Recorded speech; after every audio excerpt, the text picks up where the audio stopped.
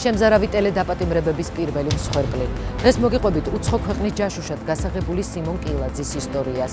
მისი მოთხოვნით დაიჭირეს 2006 წელს პრეზიდენტის ადმინისტრაციის მრჩეველი და როგორ მიიღო შინაგან საქმეთა სამინისტრომ აღიარებითი ჩვენება. ჯაშუშომანია თუ საზოგადოების მანიპულირება, როგორ იკერებოდა საქმეები 37 წლის სტილში, ქეთი ფარცხალაძე გიამბობთ.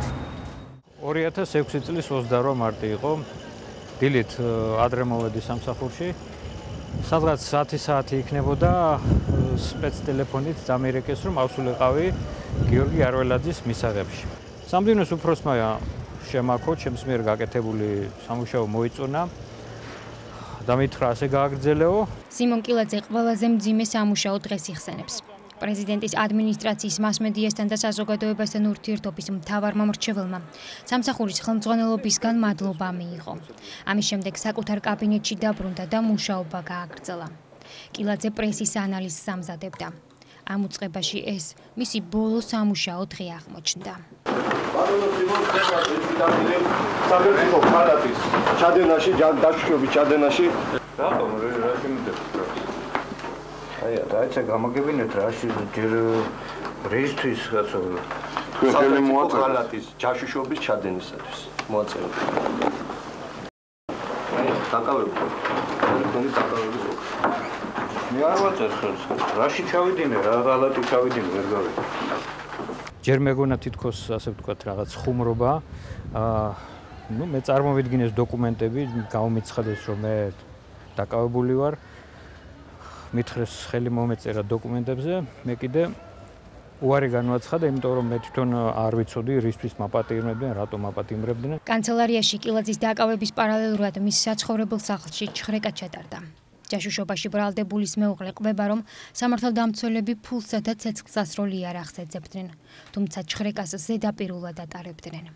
ზარი არისო შემოსულიო ჩვენთანო ვეძებთო ცეცხლსასროლ იარაღსო თქვენ ოჯახში იმელებაო. დაიწყეს ძებნა, მაგრამ თითქოს ეძებდნენ, თითქოს არ ეძებდნენ, რაღაც ისე იყვნენ, რომ აი თითქოს ისე იყვნენ შემოსულები. აქ რო დგეხართ მეთქი წიგნებთან, იარაღი რომ მქონდეს მე წიგნებში შევინახავდი მეთქი, ან მაგიდაზე დავდებდი მეთქი, მოძებნეთ მეთქი, სადაც უფრო დახურული სივრცეა, იქ ტახტი ავწიე, ნახეთ მეთქი, იქეთ გავიყვანე, სადაც ვინახავ საზამთროთ რაღაცებს. სამშობლოს ღალატისა და ჯაშუშობის ბრალდებით სახელმწიფო კანცელარიის თანამშრომელს შინაგან საქმეთა სამინისტრო აკავებს. პრეზიდენტის მრჩევლის ჯაშუშობაში ბრალდებით დაკავება საკმაოდ რეზონანსული აღმოჩნდა. საქმე ქართულ და უცხოურ მედიაში აქტიურად გაშუქდა. ამავდროულად განცხადებები გააკეთეს ქვეყნის პირველმა პირმა, პირველმა პოლიციელმა და თვით ადმინისტრაციის ხელმძღვანელმა გიორგი არველაძემ, რომელმაც დაკავებამდე რამდენიმე წუთით ადრე კილაძის მუშაობისთვის მადლობა გამოუცხადა. ყველას, ვინც კი ასეთი სახით ფიქრობს, რომ იცხოვროს და ასეთი გზით იშოვნოს ფული, ყველას მივწვდებით და ყველას გამოვანეთ, ყველას დავსჭირთ და პასუხს ვაგებინებთ ქვეყნის და ერის წინაშე. საქართველოში საერთოდ არასოდეს დამოუკიდებლობის შემდეგ ამ ბრალდებით სახელმწიფო უწყებებში არავინ არ დაუკავებია. ეს პერიოდი დამთავრდა. უცხო ქვეყნის სპეცსამსახურებს სისტემატურად აწვდიდა საიდუმლოების შემცველ ინფორმაციას საქართველოს პრეზიდენტის, ქვეყნის აღმასრულებელი და საკანონმდებლო ორგანოს ხელმძღვანელების, სახელმწიფო დელეგაციების ვიზიტების, შემდგარი შეხვედრებზე განხილული საკითხების შესახებ და სხვა სტრატეგიული მნიშვნელობის ინფორმაციას. პროტოკოლური ღონისძიებების შესახებ ინფორმაციის გავრცელება კილაძეს ჯაშუშობად ჩაუთვალეს. მის სახლში მსგავსი ინფორმაციული ცნობარი დღესაც ინახება. ეს ჟურნალისტებისთვის მომზადებული პროგრამა, რომლის გავრცელება მისი სამსახურეობრივი მოვალეობა იყო. გამოძიებამ ასევე გამოაქვეყნა კადრები, სადაც ჩანს თუ როგორ მიდის კილაძე სამსახურში. მოდის სამსახურიდან, ქუჩაში გადაადგილდება, კაბინეტში მუშაობს. ეს ოპერატიული მასალა გამოძიებამ დანაშაულის მთავარ სამხილად გამოაცხადა. საზოგადოებამ მაშინ კილაძის წინააღმდეგ სერიოზული კომპრომატი ვერ მიიღო. რა გითხრათ, არასოდეს არაფერს არ მისაუბრია. სალამს ვაძლევდი, იმიტომ რომ ყველას ვესალმე. ერთი კი ხდებოდა თვალში ყოველთვის, აი წლების განმავლობაში მოგესალმებოდათ, როგორც არის ყოველთვის თავშაღუნული მიწას უყურებთ. დაკავების საღამოს სიმონ კილაძე გულის შეტევით რესპუბლიკურ საავადმყოფოში მოათავსეს. ერთკვირიანი მკურნალობის შემდეგ ის სასჯელ აღსრულების მე-7 დაწესებულებაში მოათავსეს. დაკითხვების პარალელურად კილაძე პერიოდულად მოდულის შენობაში დაჰყავდათ. მისგან აღიარებით ჩვენებას ითხოვდნენ. პრეზიდენტის ყოფილი მრჩეველი დღეს პირველად ყვება ზეწოლის შესახებ, რომლის შემდეგაც არარსებული ბრალის აღიარება გადაწყვიტა. გენერალ შალვაჟღენთან საუბრის დროს მან მაჩვენა აგრეთვე კადრები,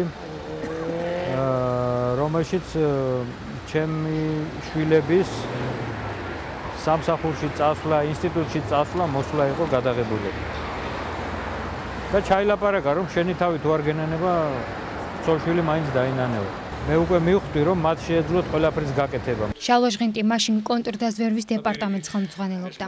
კილაძის დაკავებას 2006 წელს საჯარო განცხადებით სხვა მაღალჩინოსნებთან ერთად ისიც გამოეხმაურა. ჩვენი ამოცანა არის, რომ ახვეთილი იქნას ასეთი ქმედებები, მაგრამ თვითმიზანს არ წარმოადგენს მოქალაქის, საქართველოს მოქალაქის სამართლებრივი დევნა. კილაძეს არჩადენილი დანაშაული ამ განცხადების ავტორმა აღიარებინა. აღიარების ტექსტი თავად გამოძიებამ შეადგინა. ტელეკამერა დააყენეს, ვიდეოკამერა, ჩამაცვეს შესაბამისი, ასე ვთქვათ, პიჯაკი, ალსტუხი, პერანგი და მითხრეს, რომ წაიკითხე ტექსტიო. ისეთი დრო იყო, საქართველოს იყო დემოკრატიის შუქურა, საქართველოს ხელისუფლებას რაც უნდა ჩაედინა ეს მაინც გაზდიოდა. საზღვარგარეთ, ასე ვთქვათ, მაღალ დონეზე იყო, მაღალი რეიტინგი ჰქონდა ჩვენ ხელისუფლებას და აქედან გამომდინარე მე მითხრეს, შენ რაც არ უნდა თქვა, გინდა აქცია მოაწყონ, რაც არ უნდა გააკეთონ, ჩვენ მაინც მართლები გამოვალთ. და ჩვენ მერაფერს ვერ დაგვაკლებთ. აქედან გამომდინარე, რასაც გეუბნებით, იმაზე დათანხმდით. სახელმწიფოს ღალატისთვის დანაშაული 15 წლამდე ან უვადო პატიმრობას ითვალისწინებს. თუმცა სასამართლომ კილაძეს მხოლოდ 1 წლით თავისუფლების აღკვეთა და 5 წლით პირობითი მსჯავრი შეუფარდა. ისე რომ საპროცესო გარიგებისთვის ფულადი ჯარიმაც არ დააკისრა. კილაძის მიმართ წარდგენილი ბრალის არასერიოზულობაზე ისიც მეტყველებს, რომ გამოძიებამ ვერ დაადგინა კონკრეტულად რომელი ქვეყნის სასარგებლოდ ჯაშუშობდა პრეზიდენტის მრჩეველი. არის სამხილი ამისი არ ქონდათ, რომ მე ვიყავი აი რომელიღაც ქვეყნის, ასე ვთქვათ, მოსყიდული აგენტი დავარქვა თუ ნებაყოფლობითი აგენტი. რასაკვირველია, მაგათ არ სურდათ აი ამ ქვეყნის გამჟღავნება და ეს არც არის მითითებული არც სასამართლოს დადგენილებაში, იმიტომ რომ მე ვფიქრობ, რომ ეთქვათ ეს პირდაპირ. მაშინ ის ქვეყანა ამას ნოტას გამოუგზავნი და რაღაც მოხდებოდა, ასე ვთქვათ, ერთმანეთის, ასე ვთქვათ, აზრთა გაცვლა გამოწვევა, ეს არ დაიმალებოდა. რატომ დააკავეს სიმონ კილაძემ? პრეზიდენტის ყოფილი მრჩეველი დღეს იხსენებს, რომ პრესის მიმოხილვას ის პერიოდულად ამერიკული მხარისთვის ამზადებდა. მათ შორის ხელისუფლებისთვის არასასურველი პუბლიკაციებიც ხვდებოდა. მმართველი გუნდის მისამართით კრიტიკულ შენიშვნებს ის ღიადაც გამოხატავდა. ამიტომ არ უკვირს, რომ ხელისუფლებას როცა დასჭირდა, სწორედ ის გაწირა. მსხვერპლით კი კილაძის აზრით ხელისუფლებამ სხვა მოვლენების გადაფარვა განიზრახა. დაჭირდათ იმ პერიოდში მომხდარი ამბების გადაფარვა. ეს იყო ციხის ბუნტი, ეს იყო გირგვლიანის მკვლელობა, რომელიც ხელისუფლებამ ჩაედინა და რასაკვირველია, ამის საპირისპიროდ მოიფიქრეს კონტრ მოქმედების გაკეთება და მე დამაკავეს. სიმონ კილაძის საქმით ვარდების რევოლუციის შემდგომი პერიოდის ჯაშუშობის ისტორია იწყება. საკუთარი უდანაშაულობის შესახებ მან პირველად ჩარშან კვირის რეპორტაჟთან ისაუბრა. მაშინ ჯერ კიდევ სასჯელს იხდიდა. სამშობლოს ღალატში ბრალდებული კილაძე დღეს სტუდენტებს სამართალს ასწავლის და რეაბილიტაციას ოფიციალურად ითხოვს. საქმის ხელახალი გამოძიება პროკურატურას მან 2 კვირის წინ საჯაროდ თხოვა. პროკურატურა ნომერ 1 ჯაშუშის საქმით ამ დრომდე არ დაინტერესებულა. უკვე წლებია კილაძეების ოჯახში ერთი სიმბოლური საჩუქარი ინახება. ღვინო, რომელიც საქართველოში პრეზიდენტ ბუშის ვიზიტის შემდეგ პრეზიდენტის ადმინისტრაციის მრჩეველმა მადლობის სიგელთან ერთად მიიღო. არის დიდი იშვიათობა დღეს, ზედაწერია პირდაპირ, რომ მიძღვნილი არის პრეზიდენტ ბუშის ვიზიტთან. არის ვარდები, როგორც ვარდების რევოლუციის სიმბოლო. ციხეში ყოფნის დროს სულ ფიქრობდი და შემდეგ რომ გამოვედი, რომ ამ ღვინით როცა ძველ ხელისუფლებას გავაცილებდით, მინდოდა დამელია მათი გაცილებისთვის შესაძლებელი, ასე ვთქვათ.